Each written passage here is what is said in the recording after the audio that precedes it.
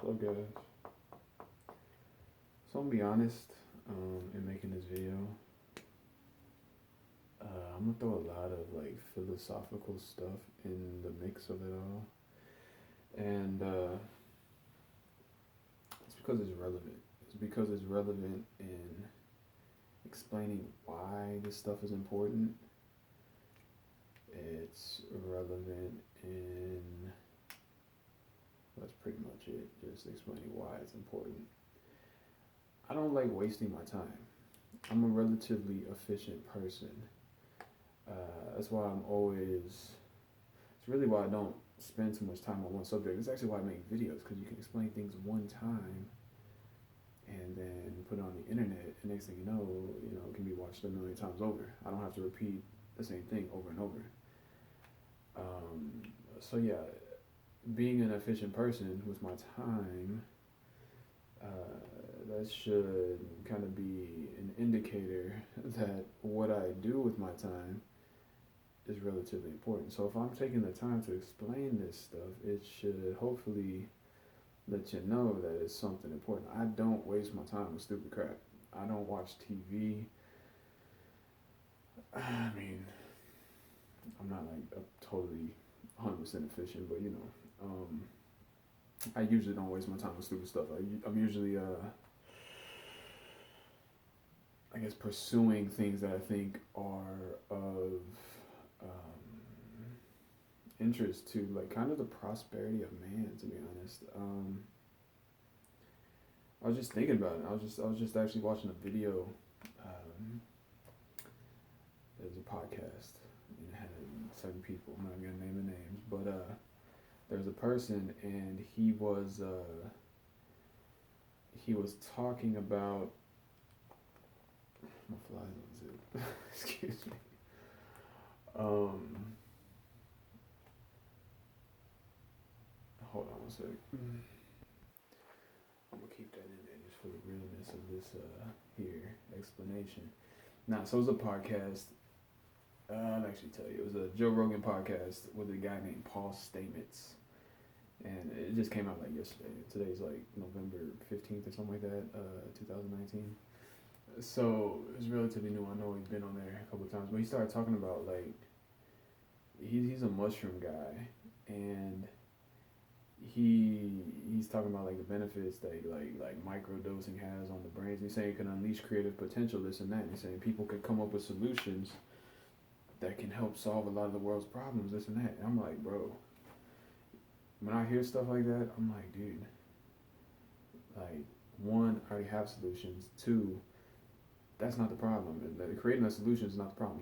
The problem is getting people on board and implementing those solutions. Um, it's a heck of a task to actually, uh, I guess you could say, get people to cooperate. I think that's really the biggest problem that I see is getting people to cooperate. It's been one of my biggest frustrations in life is to get people to cooperate. Ever since I was a kid, even I'll be trying to get my friends, hey, let's go do this. I have like great ideas. Let's just go do this, and they're like, don't want to.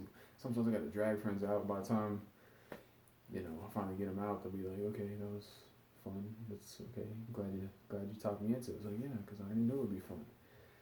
It's like, I don't know. I'm not a dumb guy. Like I said, I'm not gonna sit here and waste my time, and I'm not going to um, really. I'm very careful too. I don't suggest things without like really. Like some people, they'll just like BS their way through life. They're just like, oh yeah, do this and it's gonna work fine. And next thing you know, it's like, whoa. They're like, oh, I'm sorry, I didn't know.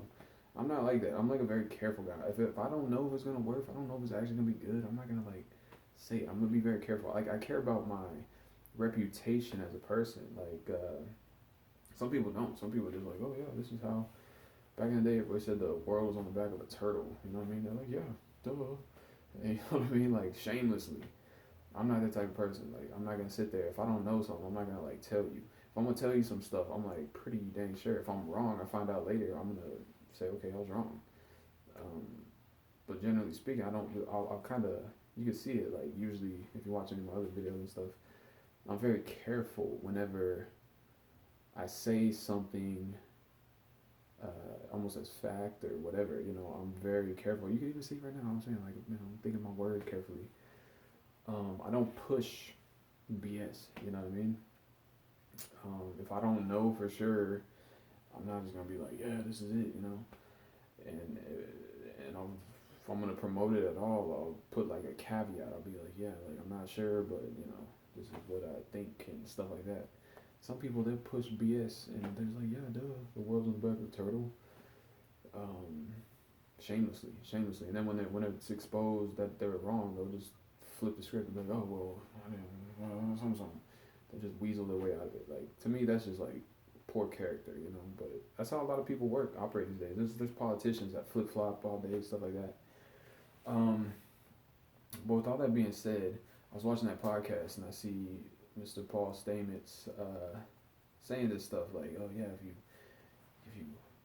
allow people to do like try these mushrooms and stuff, they can who knows what type of creative potential what it'll unleash and they'll create solutions to all of our problems. I wish it was that easy. I wish the problem was creating solutions. That's not the problem. The problem is implementing solutions. The problem is getting people to cooperate and actually uh, do something about it. Okay, so look. Um, I know that's the true problem. That's why I'm going with the philosophical viewpoint here, because I've already explained this stuff before. I've already explained a lot of this stuff before. I got videos upon videos upon videos talking about stuff. Um, Creating the solution is not the problem. The challenge, I would say, is getting people to listen, for one, for two, getting people to care, and for three, actually just making it happen. That's three could just be the whole thing altogether, but yeah, I got plenty of solutions. Here's one. Okay, so that's all good. That's all good, fine and dandy, in your brain, hopefully. Um, so a couple of things is Paul Stamets was talking about. He's talking about insect population on in decline. He said like 70% of species are endangered. I already know from my own awareness, paying attention. I'm not gonna say research, but we are damaging ecosystems. There's lots of stuff going on. There's plastic pollution, CO2, other stuff. There's chemicals and waterways and all types of stuff. And I know a lot of that is caused by industrial practices. So here, we're gonna break down these problems. I'm gonna show you that not only are the problems understood, hopefully we'll explain this here. I, I would say in some cases explaining the problems and explaining solutions is hard, but I think I've already done that enough. It's just hard to get people to listen. And sometimes it takes a while, but it's whatever.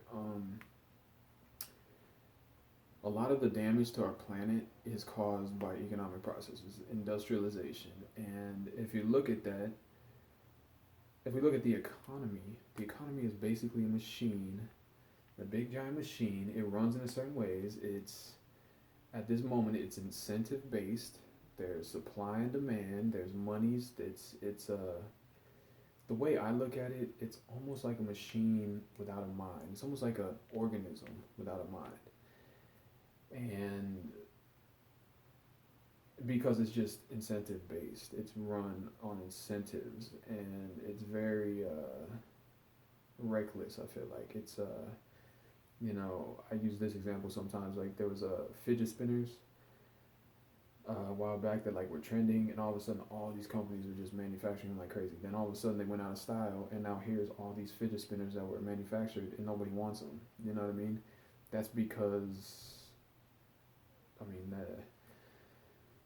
that shows you inefficiencies in the machine that we call the economy. It's not just inefficient; it's reckless. It's manufacturing stuff that's not even going to be used, and it's thrown away. And they manufacture that based on incentives, and just almost like you have all these individual players in the economy doing different stuff, almost guessing what people want and creating manufacturing stuff based on those guesses, and they create like a surplus of crap, for one. Um, Two, it's there's a the whole thing's like an incentive based system, like I said. Um, and all these companies are looking for profit, so they always put profit first. They don't care about the environment, dude. They don't. They care about they're gonna cut costs as much as they can. They'll dump a bunch of freaking random chemicals in a river if it cuts cost. You know what I mean? Um, and as long as we have this incentive based system, that's gonna be the case. Because all these companies are just like, hey, we got to make the most profit. That's what they're all trying to do. Every single company. You know, they might maybe if there's like a boycott of a company because they're like being reckless toward the environment. If there's like people like saying they're gonna quit buying from that company, then they might switch up because like, oh no, our profits are in jeopardy, and that might cause people to change the way that they approach, I guess, the way they treat the environment and stuff. So right there, that's a solution. You see that? You see problem, solution? See? Right there, that's solution, solution. Just note that, number one. There's that. And then there's a possibility of government getting in and affecting things in a positive way. I just watched this video. It was a TED Talk, and there was this guy who I think it was in the recycling business, and he's saying that the reason that there's so much plastic pollution is because the cost of manufacturing new plastic is just a little bit cheaper than the cost of recycling plastic. And he said basically if you make that cost of new plastic a little bit higher, then that'll automatically make recycled plastic a hot commodity. It'll create a demand for it. And he was talking about how in other countries, poor countries, there's people who would willingly go around and collect plastic and sell it to make money. It would give them it would allow them to make a living doing that. And so all he said was you gotta make that price of new manufactured plastic a little bit higher. And all you gotta do to make that happen is put tariffs on it. Literally put a tax or something on it. They're talking about taxing CO2 emissions. Why can't you tax the creation of new plastic? You can make it a little bit higher to create a market for recycled plastic where people around the world would gladly participate. There's another solution. Okay, and we're gonna take this to a whole. We're just gonna keep talking. We're gonna talk more about the economic machine. It's important. So those are just little parts. Okay, so the economic machine overall is, like I said, an incentive-based, almost mindless machine. The closest thing to any control that anybody has over it, there's monies, and you can kind of control the supply of monies, and you can control certain international trade. You can put tariffs on stuff. There's a governmental aspect. And then there's marketing, which controls the demand for certain things. So there's different factors at play that control the whole thing. But generally speaking, it's not like something that's very controlled. It's not something that's like we can handle this thing and steer it where we want to and cause certain outputs exactly how we want to. Actually, I think certain people in the world have tried to create systems to allow that, but I think those people are more self-interested, than they are in maybe creating a system that doesn't damage the planet, and I think that's what we need. I think we need a system that is sustainable, and what I mean by sustainable, I mean it doesn't damage the planet and destroy it while we depend on it. You know what I'm saying? I guess that's fundamental right there. People gotta understand that we live on a planet with a very well balanced and very fragile ecosystem, biosphere, just different systems that we, entirely depend on. We're just kind of like part of a giant natural system, And if we, set that thing off balance, like I said, it's very fragile. It's very dangerous. That's exactly what we're doing. That's what Paul Stamets was talking about. He's saying there's a lot of these like insect species in danger of going extinct and stuff. And this is like within a couple hundred years. So you have to understand history too. 4.5 billion years, the planet, that's how old the planet is. Within like the last 200, we've done immense damage. Like it's a critical thing. And it's the economy. The economy is a machine. Oh man, my nose is itching. I feel like I sneeze. Don't do that. The economy is a machine, and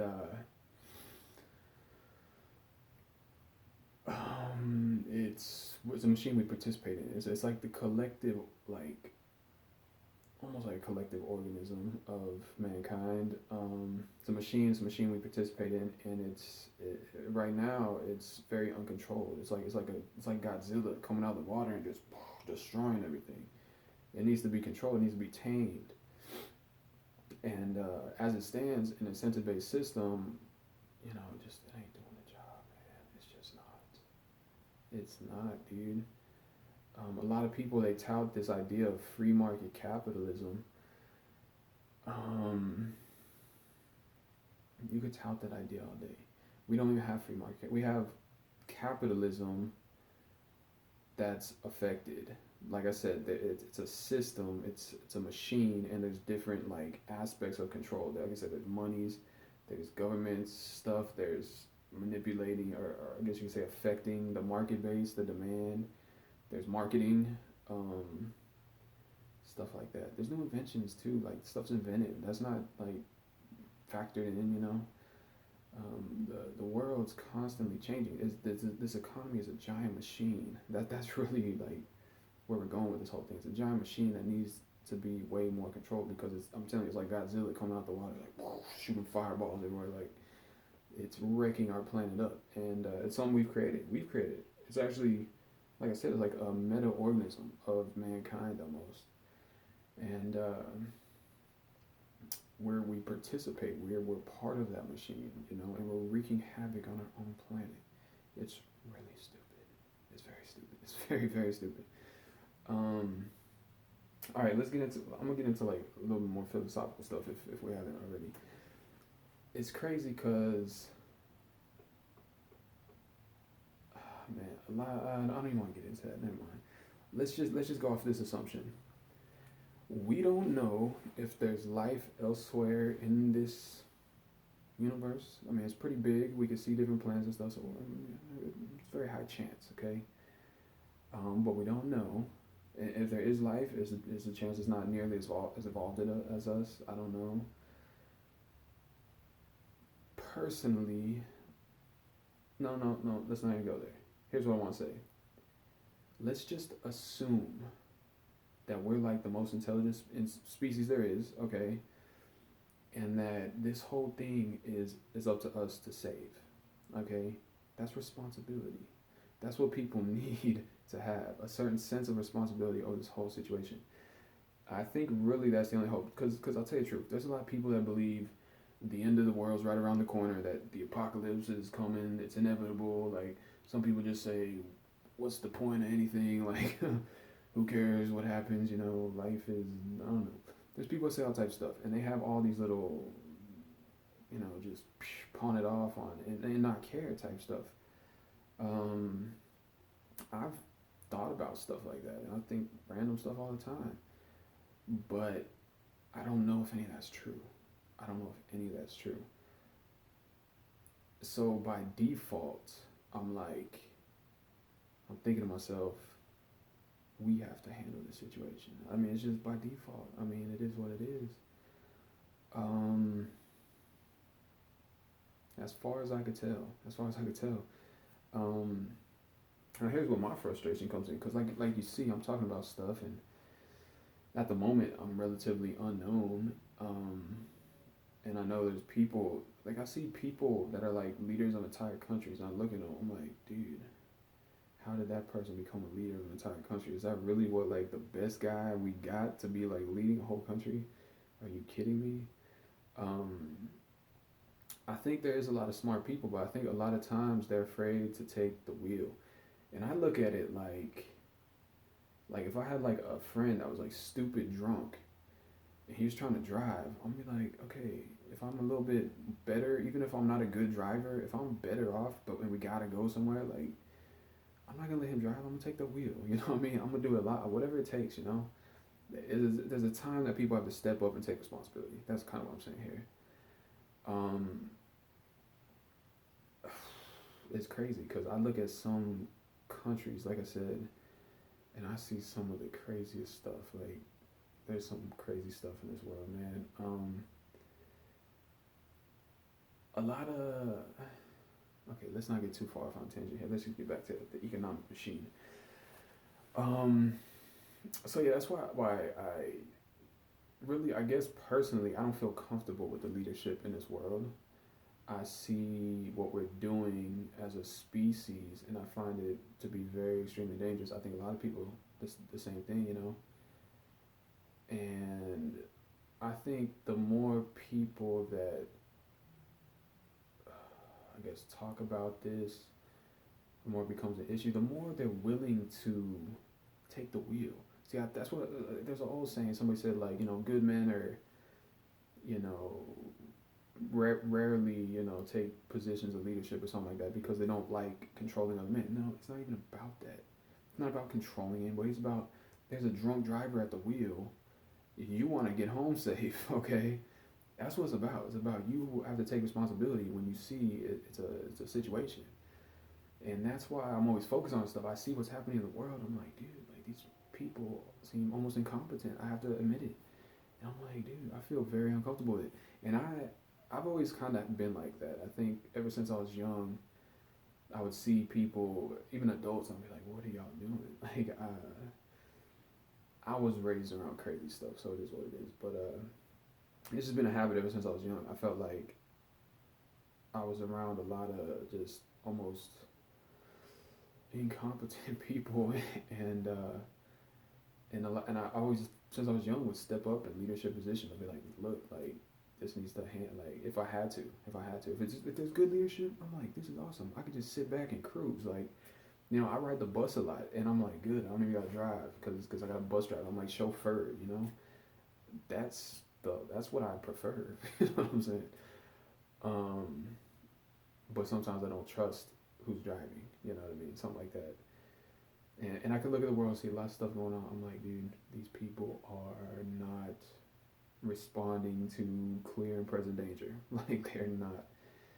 Um, it's incompetent leadership, in my opinion. Very incompetent leadership. And I think there's a lot of people that get it. There's a lot of scientific people, intelligent people, and I think they need to step up into leadership positions more. And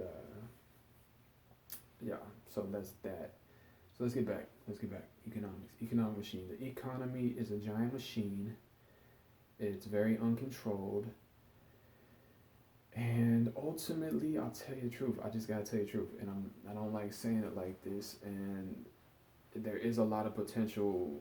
It would have to be done in a very careful way, which might be troubling. Like I said, the problem is not actually having a solution. The problem is executing it and actually getting people to cooperate. Okay, but it looks like, honestly, in my personal opinion, that the capitalistic system is kind of outdated unless we could put certain control factors that really, not just put certain control factors, unless we like properly manage control factors that keep it from being destructive. Because I mean, that's at the end of the day what it is. It's an economic machine that is destructive because it's relatively uncontrolled. So to keep it, we'd have to put control factors on it and, you know, manage that very carefully, you know, like a continual management, you know, indefinitely into the future. That's one possibility. Another possibility is just changing the system altogether and kind of thinking more about like a resource-based economy and kind of just like, for instance, we have a presidential candidate, Andrew Yang, right now talking about a universal basic income. Okay, we got all this automation coming along, all types of stuff. it's looking like we're getting to the point where it's gonna be more like we can look at the resources on Earth and the people and like basically just make sure everybody has enough to survive and stuff and not do too much extra. I do believe in free trade. I believe people have the right to just trade what they want. You can go, paint somebody's house for, I don't know, a free meal. I don't know, whatever it is, it doesn't matter.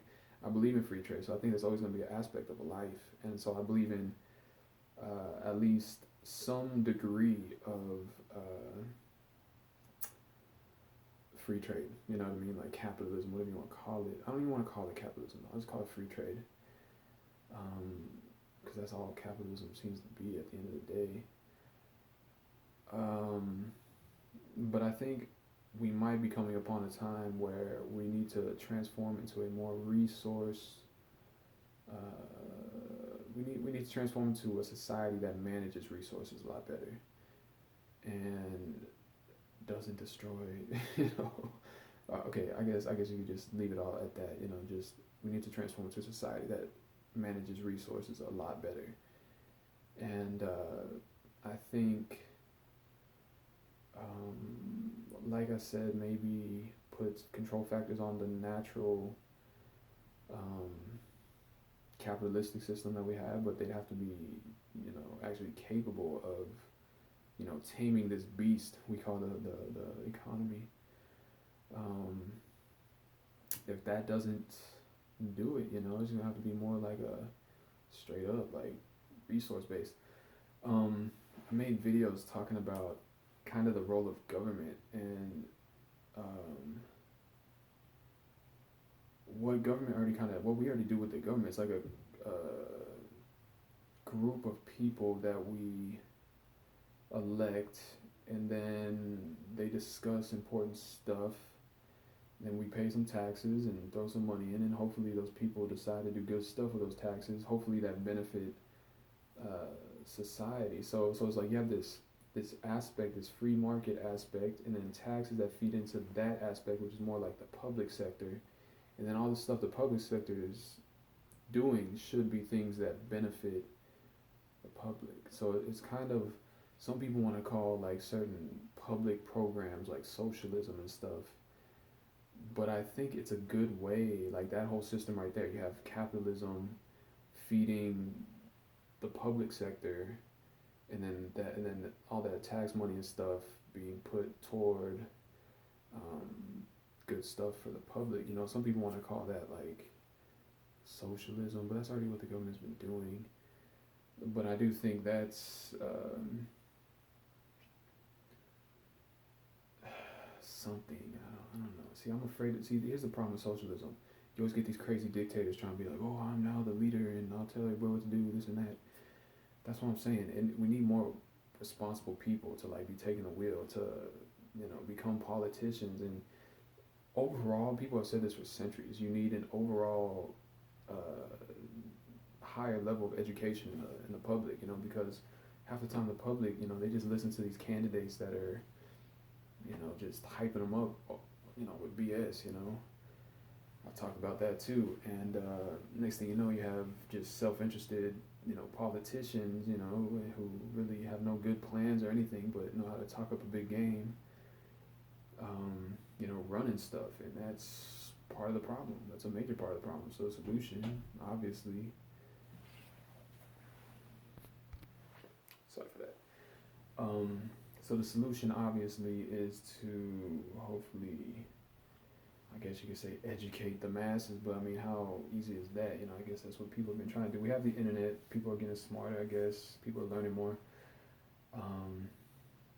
But people, I mean, that's one possible solution, I guess. But how easy is that to execute? That's, again, an execution problem. Other than that, I'll tell you the truth, man. Looking at that and the real logistics of it all, like how possible, asking myself how possible is that to really get everybody on point with what's going on. I mean, it's possible, but then you, I guess, would have to control media outlets because they're the ones who are feeding people information. So you have to, work with that. I mean, that's a whole thing to troubleshoot in itself. Other than that, though, I was thinking about like major corporations that are actually like functional systems. Okay, just think about like Amazon. You have Jeff Bezos. He's like the head of it, and then there's like a board of directors, I guess, and there's stockholders that I guess vote for the board of directors, kind of like a representative government, kind of. And then you have employees, but Amazon's a successful company because you have Jeff Bezos as the head and then a competent board of directors. If the employees were the people that were like making decisions like democratically, I bet that company would be running to the ground in no time because a lot of times the people they're not thinking about the bigger picture. They think about they're kind of self-interested quite often, and that's why politicians quite often can appeal to that and get elected with some stuff that's not good for the overall system. It leads to poor leadership. It does. And so I'm thinking to myself, okay, there's like Amazon, a good company, a good corporate structure that actually keeps it up and running, leads it to be a successful company.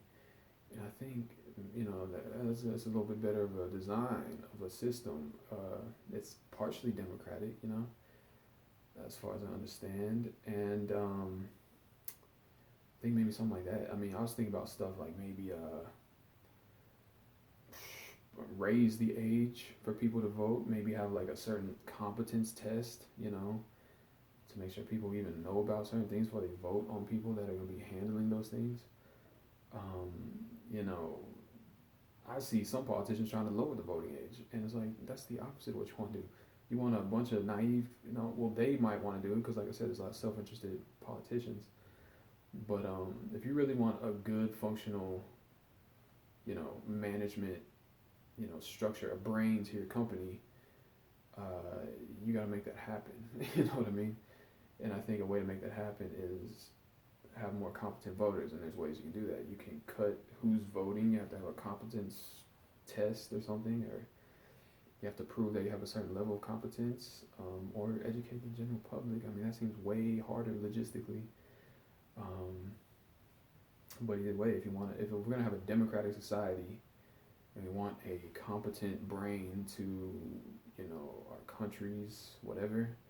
I mean, we might even come into like a global democracy, stuff like that. If you want a competent head to that, we got to make that happen. And to make that happen, you got to do something. Because right now we're not getting that. With the results of what we're doing is not getting us competent leaders. It's not. So I think maybe like raise the voting age, like I said, or like make people prove their competency before they can even vote, before they can get in office. You could give people running for office like the polygraph test too, and make that like part of like show people that stuff. I think that should be something too right there. You want to get competent brains, running the situation. You know what I mean. So with all that, I mean, those are just some key points.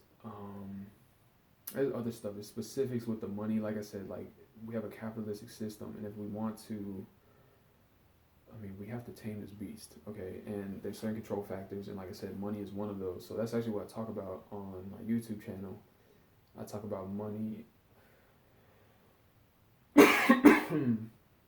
how it works,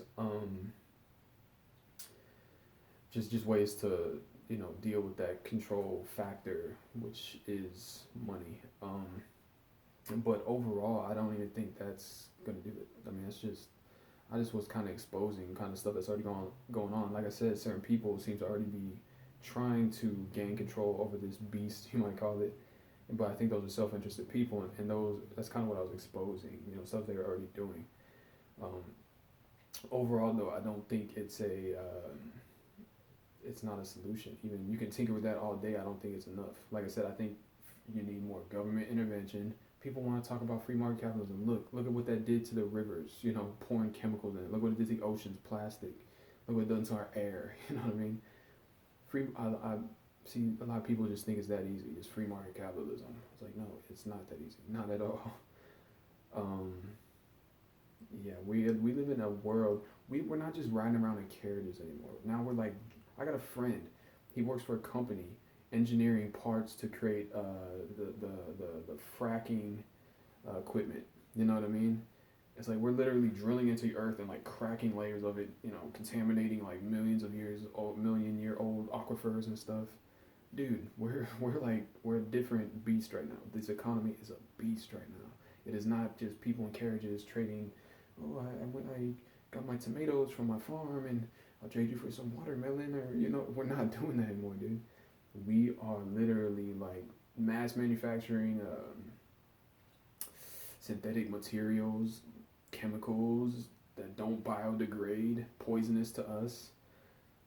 Shoot, there's electromagnetic pollution, radiation that we've created. We created toxic radioactive waste. We have piles of radioactive waste from the freaking atomic whatever war crap they were doing, whatever it was. Um, there's that, you know, there's plastic. I said that. There's overproduction of a lot of things. Like I said, it's incentive based. So there's people that just create a billion fidget spinners, and all of a sudden nobody wants them. And they just, what do we do with them? I don't know. Throw them away.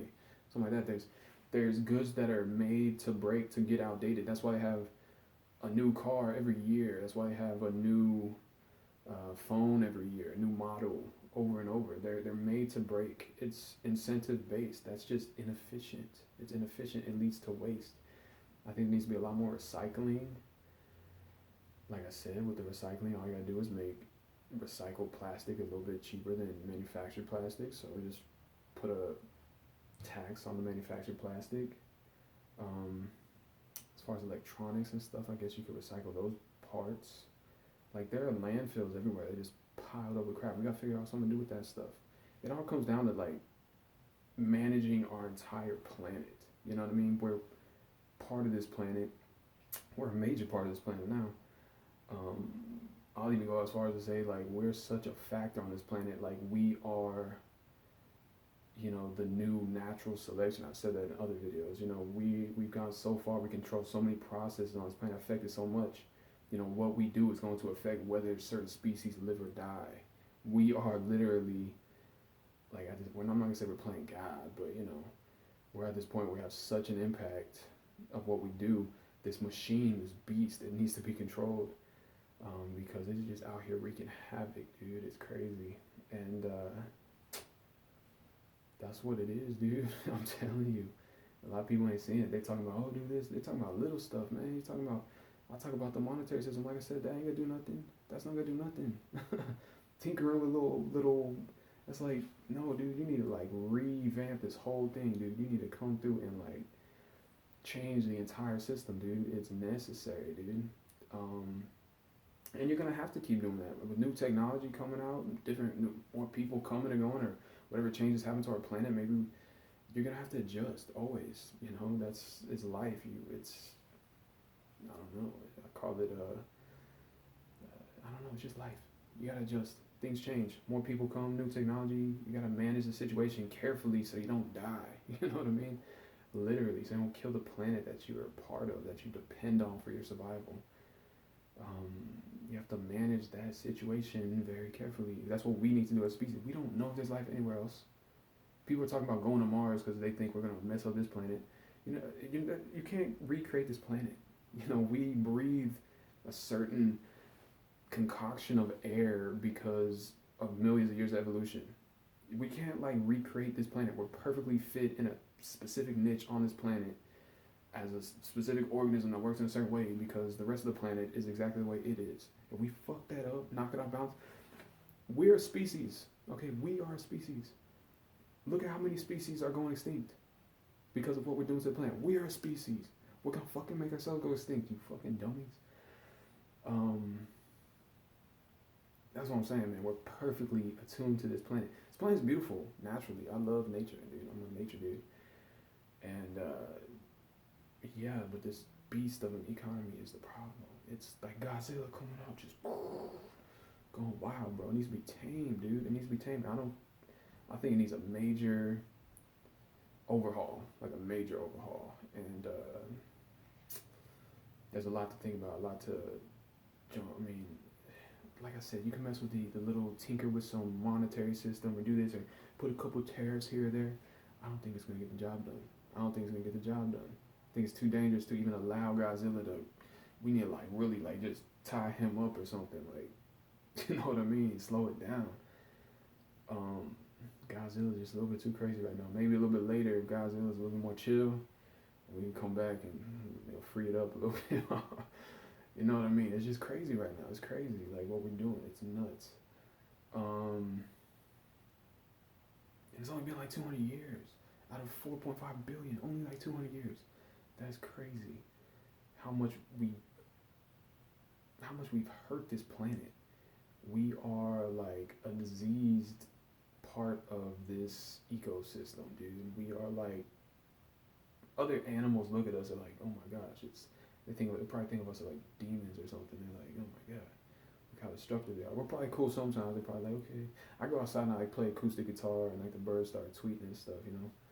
Like I'm cool, you know. They know some people are cool, but they look at like what humans are doing on a big level, like birds flying up and like looking at entire cities covered in smog and stuff. I'm probably like, oh my gosh, you know. They've seen it. They've seen destruction caused by humans.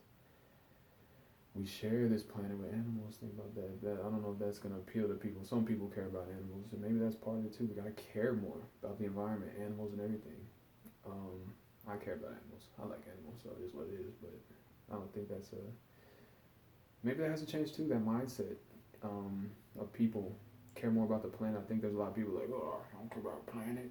Dude, you're part of the planet. Like you're literally made up of the materials of this planet. You're gonna die, your body's gonna rot in the ground, and you're gonna be reintroduced into the planet, dude. Like, you're part of this planet. You're part of this ecosystem, this collective ecosystem. And I mean, you can ask yourself like, what the whole point of it all is. But at the end of the day, here we are, and we want to survive, and we want to keep, like Elon Musk says, you want to keep the light of life alive, the light of intelligence, the light of mind, and that's why he's so obsessed with going to Mars. He really doesn't believe that we're gonna. He thinks we're gonna mess this whole thing up, and I don't blame him for thinking that because, like I said, it's really hard to get people to cooperate. That's really the challenge I see. I see a lot of incompetent leaders in this world, and it's really hard to get them to slow down or really care, even get, like I said, good brains running the operation. You know what I mean? It's a challenge, man. It's a challenge. But here we are. Like I said, like I don't know if there's what I mean. As far as I can tell, it's in our hands. You know, we gotta handle this. It's a responsibility of ours. You know. I don't think it's a big deal. I think it's kind of easy, actually. I think people think small, bro. I think if you think big, it's just a planet. All you gotta do is like stabilize all the processes. Just don't mess it up. It's not even hard. It's not even hard. It's a simple planet with simple processes. Just don't fuck it up, dude. It's not even a big deal. Anyway, I guess I'm gonna leave it at that because I've been talking for a while. I didn't even write anything on board. I was gonna write something. I don't even know. I just thought it was gonna be useful. I have no idea, but whatever. I'm gonna leave it at that. That's all. That's all she wrote right now. So just felt inspired. I was watching that little podcast and his Paul statement. You never know what type of solutions people come up with. I'm like, oh my god, if you only knew, I already have plenty of solutions, bro. That's not the problem. The problem is execution. So maybe I need to create a solution to how to execute this stuff. And this is part of it. I think, talking about this stuff is part of that, educating people and getting the ball rolling, so that's part of that. So trying to make stuff happen, good stuff happen. Anyway, I'm gonna let y'all go. I'm gonna talk to you guys next time. Be smart, stay safe, stay lovely, stay blessed. I'm out.